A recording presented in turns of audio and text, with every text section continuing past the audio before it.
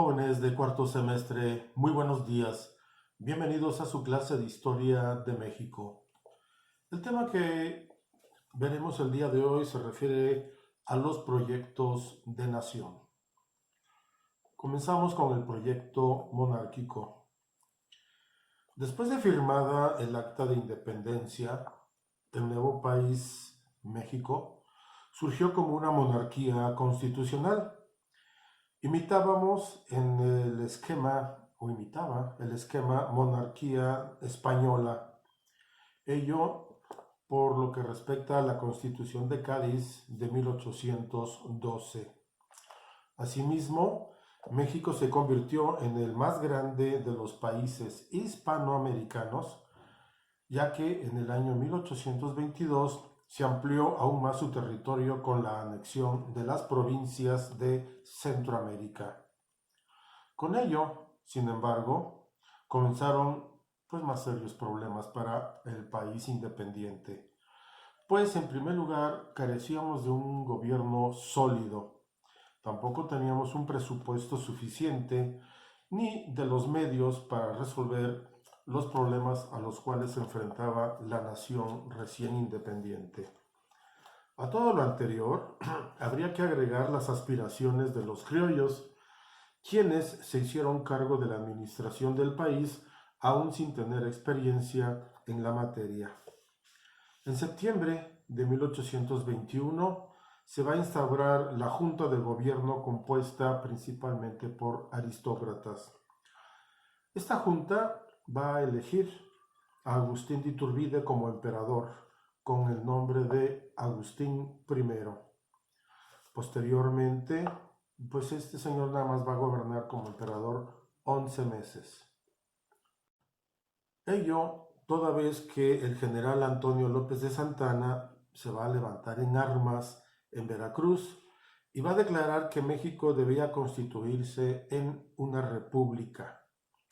Ante ello, obviamente, Agustín Iturbide, va a reunir nuevamente a la Junta de Gobierno y Agustín Iturbide va a salir expulsado del país. Esta nueva Junta de Gobierno va a juntar a personas relevantes intentando tener un gobierno federal, ya no centralista. No obstante ello, y para desgracia de México, las provincias centroamericanas que se habían incorporado se van a declarar independientes y obviamente ello va a traer quizás un alivio para el desarrollo del buen gobierno de México. Y entonces esta nueva Junta de Gobierno va a ser la primera constitución mexicana en el año 1824. Así termina el proyecto monárquico. El proyecto republicano va a iniciar obviamente en el año 1822 y va a haber varios levantamientos armados en contra del emperador Iturbide, como lo habíamos visto. Entre ellos estaba Santana, Nicolás Bravo y el propio Vicente Guerrero, quienes querían que se reinstalara el Congreso, como finalmente se dio. En 1824 entonces se van a dar dos sucesos que van a marcar este año: la elección de Guadalupe Victoria y Nicolás Bravo como presidente y vicepresidente de México respectivamente. Y con ello van a hacer el proyecto de nación de la República y van a promulgar la Constitución de 1824. Ahora vamos a hablar acerca de los primeros gobiernos independientes. Entre los años 1821 y 1854, el país de México va a vivir alternadamente etapas de gobiernos, tanto centralistas como federalistas.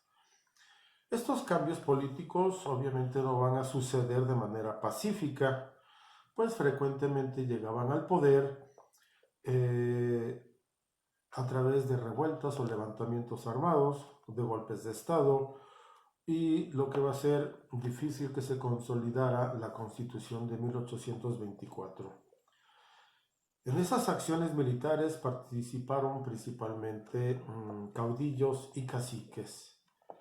Los caudillos pues eran figuras de prestigio que conducían a grupos muy numerosos y que aspiraban a tener puestos políticos importantes, mientras que los caciques eran líderes regionales que peleaban de manera para mantener sus privilegios sociales, políticos y económicos que ya estaban establecidos en su región o en en su región. Vamos a hablar acerca de los gobiernos centralistas. El primero va a ser en el año 1833, Antonio López de Santana. Este va a ocupar la presidencia y Valentín Gómez Farías la vicepresidencia de México. La mayoría de la gente que gobernaba con Antonio López de Santana eran partidarios centralistas y se inclinaban por un régimen conservador. Sus miembros pertenecían a la clase acomodada, como el clero y también los militares, como era el caso de Fray Servando Teresa de Mier y Lucas Alamán, los cuales obviamente dirigieron al país hacia un gobierno central. Finalmente, este gobierno central, o centralista si quieren llamarle, no tuvo mucha eficacia, ya que trataban de conservar los privilegios tanto el clero como los militares y las clases acomodadas.